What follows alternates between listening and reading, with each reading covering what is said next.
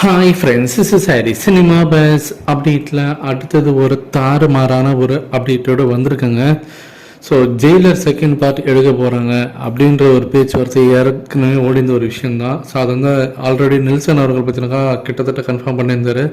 இப்போ புதுசாக இந்த இதில் இணைஞ்சிருக்கிறத பற்றினாக்கா பேட்டை செகண்ட் பார்ட் எடுக்க போகிறாங்க அப்படின்னு சொல்லிட்டு கார்த்திக் சுப்ராஜோட பேர் லாஸ்ட் 2 நாளாக வந்து அடிபட்டுனுக்கு இப்போ ஆன்லைன் சோஷியல் மீடியாவில். இதில் ரொம்ப நம்ம முக்கியமாக பார்க்க வேண்டிய விஷயம்னாக்கா, இப்போ அடுத்தது கூலியாக இருக்கட்டும், ஜெயிலர் செகண்ட் பார்ட்டாக இருக்கட்டும், இல்லை பேட்டை செகண்ட் பார்ட்டாக இருக்கட்டும், இது எல்லாமே பார்த்தீங்கன்னா ஒரே ப்ரொடக்ஷனில் வரக்கூடிய படங்களாக தான் இருக்க போது. சன் பிக்சர்ஸ் அந்த படத்தை எடுக்க போகிறாங்க. ஸோ அதனால் முன்ன பின்ன எந்த படம் வரப்போகுது அப்படின்றத அவங்களே முடிவு பண்ணிப்பாங்க. ஸோ அதனால் இந்த படம் வருமா அந்த படம் வராதான்றது கேள்விக்கே இங்கே இடம் கிடையாது. ஏன்னா 3 படமே அவங்களோட பேனரில் வரதுனால அவங்க ஜாலியாக நின்று விளையாட போகிறாங்க.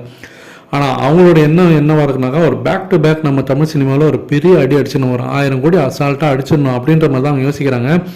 அது இல்லாமல் அடுத்த வருஷம் பார்த்தீங்கன்னா ரஜினி சார் சினிமா துறைக்கு வந்து 50 வருஷம் கம்ப்ளீட் ஆகுது. அவரோட 50வது வருஷத்தில் கண்டிப்பாக அவருக்கு வந்து ஒரு 1000 கோடி வசூல் கொடுத்த ஒரு படமாக நம்ம பேனரில் அமையணும் அப்படின்ற மாதிரி சன் பிக்சர்ஸ் பார்த்தீங்கன்னா ரொம்ப இறங்கி வேலை செய்கிறாங்களாம். ஸோ அதனாலே பார்த்தீங்கன்னாக்கா நெல்சன் அவர்களும் சரி, லோகேஷ் கனகராஜனும் சரி கூட்டு தெளிவாகவே உட்கார வச்சு பேசியிருக்காங்க. நீங்கள் என்ன வேணால் பண்ணீங்க, ஆனால் இந்த படம் வந்து 1000 கோடி அடிக்கணும். ஸோ இதை தாண்டி வர்றது நீங்கள் எதுவுமே யோசிக்கக்கூடாது. ஸோ உங்களுக்கு ஃபுல் ஃப்ரீடம் தரும் அப்படின்ற மாரி கிட்டத்தட்ட ஒரு கண்டிஷனாகவே போட்டிருக்காங்க தான் சொல்லணும். இந்த படம் 1000 கோடி அடிக்கணும், அதுக்கு என்ன வேணால் நீங்கள் பண்ணிக்கலாம் அப்படின்ற மாரி. ஏன்னா அவங்கள பொறுத்த வரைக்கும் இப்போ நெல்சன், லோகேஷ் கனகராஜ் இவங்க 2 பேர் தான் தமிழ் சினிமாவில் ஒரு பந்தய குதிரையாகவே இருக்கிறாங்க. ஸோ அதில் தான் வந்து பெட் கட்டுவாங்க, அதில் தான் அவங்க பணத்தை வாரி இழப்பாங்க.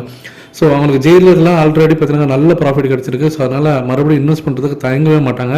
ஸோ இந்த 2 டேரக்டரோட பொட்டன்ஷியல் அவங்களுக்கு தெரியும். ஸோ அதனால தான் இப்போ ஜூலையில் இந்த படத்தோடைய ஷூட்டிங் ஆரம்பிக்க போகுது. கூலி படத்தோடைய ஷூட்டிங் ஜூலை ஃபர்ஸ்ட் வீக்கில் ஆரம்பிக்க போகுது. ஸோ அதற்கான எல்லா வேலைகளையும் இறங்கிட்டாங்க. ஸோ அது ஒரு பக்கம் ஜூலையில் கூலி ஷூட்டிங் ஆரம்பிச்சிடும். அதுக்கு அடுத்தது ஆகஸ்ட் மாதம் ஜெயிலர் படம் ரிலீஸ் ஆன அதே தேதியில், அந்த ஆகஸ்ட் மாதம் போன வருஷம் ரிலீஸ் ஆனிச்சு பார்த்தீங்களா, 10ஆம் தேதி.